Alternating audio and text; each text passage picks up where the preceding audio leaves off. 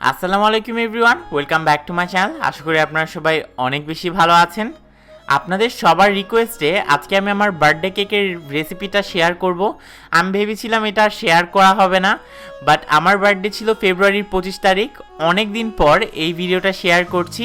আজকে একটা vanilla cake এবং চকলেট কেকের রেসিপি দেখাবো, আর কিভাবে এই সুন্দর 2 টায়ার কেকটা বানিয়ে ডেকোরেশন করতে পারেন একদম A to Z শেয়ার করব। খুবই আনকমন একটা ডিজাইন। তো আর দেরি না করে চলে যাই আমরা মূল ভিডিওতে। প্রথমে প্রায় 3 পাউন্ড পরিমাণে চকলেট কেকের জন্য ড্রাই ইনগ্রিডিয়েন্টসগুলো চেড়ে নিচ্ছি। এর জন্য এখানে নিয়ে নিলাম 1 কাপ প্লাস 1/4 কাপ পরিমাণে ময়দা। আমি এখানে নর্মাল ময়দা ইউজ করেছি। তারপর দিয়ে দিচ্ছি 5 টেবিল চামচ পরিমাণে কোকো পাউডার, দিয়ে দিব 5 টেবিল চামচ পরিমাণে গুঁড়ো দুধ, দিয়ে দিচ্ছি 1.5 টিস্পুন পরিমাণে বেকিং পাউডার। এখন এগুলো দিয়ে সব কিছু ভালো করে চেলে এক সাইডে রেখে দিচ্ছি। তারপর আমরা ডিম বিট করতে চলে যাব। এখন সব কিছু একটু মিক্স করে নিয়ে নিচ্ছি 5টা ডিমের সাদা অংশ। এগুলো অবশ্যই রুম টেম্পারেচারে থাকতে হবে, তা না হলে কিন্তু হবে না। এরপর আমরা এখানে চিনি অ্যাড করা শুরু করব। আমরা 1 কাপ প্লাস 1/4 কাপ পরিমাণে চিনি অ্যাড করব। একটু একটু করে চিনি দিব আর বিট করতে থাকবো। প্রায় 4-5 মিনিট বিট করার পর দেখতে পারবেন আপনাদের এই ডিমের ফোমটা একদম স্টিফ পিক্স হয়ে গিয়েছে। তখন আমরা এর মধ্যে 5টা ডিমের কুসুম অ্যাড করে দিব। কুসুম মিক্স হয়ে যাওয়ার পর এর মধ্যে দিচ্ছি 1/2 কাপ প্লাস 2 টেবিল চামচ পরিমাণে নর্মাল তেলটা দিয়েও এটাকে 10 সেকেন্ড বিট করে নেব। আর আমরা এর মধ্যে অ্যাড করছি 1/2 কাপ প্লাস 2 টেবিল চামচ পরিমাণে দুধ, আর দিয়ে দিচ্ছি সামান্য পরিমাণে চকলেট ইমালশন, আনুমানিক 1 চামচ পরিমাণে। চকলেট ইমালশন দিলে কিন্তু ফ্লেভারটা অনেক ভালো আসে। তো বিটারের কাজ শেষ। এখন আমরা ড্রাই ইনগ্রিডিয়েন্টসগুলো একটু একটু করে মিক্স করা শুরু করব আর আলতো করে মেশানো শুরু করব। আমি এরকম একটা হ্যান্ড হুইস্ক ইউজ করছি। আপনারা চাইলে স্প্যাচুলার সাহায্যেও মিক্স করে নিতে পারেন, তাতে কোনো প্রবলেম নেই। তো সম্পূর্ণ ব্যাটারটা মিক্স হওয়ার পর আজকে আমরা এটাকে 10 ইঞ্চি মোল্ডে বেক করব। আর সব কিছু মিক্স হওয়ার পর দেখতেই পাচ্ছেন কনসিস্টেন্সিটা এরকম হবে। এখন চলুন এটাকে একটা মোল্ডে ঢেলে নেই। তো আমরা এখানে 10 ইঞ্চি মোল্ড নিয়ে নিলাম, এইটার মধ্যে এটাকে ঢেলে দিলাম। আর এইটা বেক হতে আনুমানিক সময় লাগবে 40 মিনিটের মতো 160 ডিগ্রি সেলসিয়াস ওভেনে। আর ওভেনে দেওয়ার আগে অবশ্যই এভাবে কয়েকবার ট্যাপ করে নেবেন। এখন এটাকে ওভেনে দিয়ে দিচ্ছি আর ভ্যানিলা কেকটা বানিয়ে নিচ্ছি। এর জন্য একটা শুকনো বোলের মধ্যে 3টা ডিম নিয়ে নিলাম। ডিমগুলো অবশ্যই রুম টেম্পারেচারে থাকতে হবে। এরপর আমরা এগুলোকে বিট করা শুরু করছি। এটাকে আনুমানিক 1-2 মিনিট বিট করে নেব। তারপর আমরা এর মধ্যে চিনি অ্যাড করা শুরু করব। আমরা এখানে মোট চিনি অ্যাড করছি 1 কাপ প্লাস 2 টেবিল চামচ পরিমাণে। একটু একটু করে দিতে হবে আর মিক্স করে নিতে হবে। চিনিটা আপনারা চাইলে কমিয়ে বাড়িয়ে নিতে পারেন।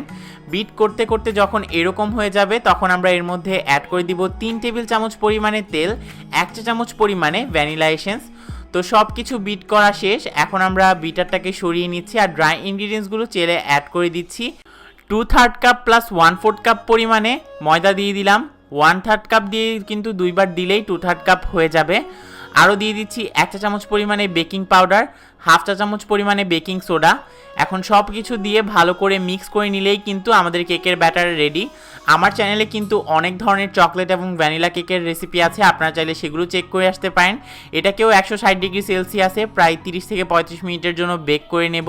তারপর আমরা মেইন কেক ডেকোরেশনে চলে যাব। তো এখানে আমরা একটা বড় সাইজের কেক বোর্ড নিয়ে নিয়েছি আর দিয়ে দিচ্ছি ক্রিম। ভালো করে ক্রিম লাগাতে হবে যেহেতু আমরা এটা 2 টায়ার কেক করব।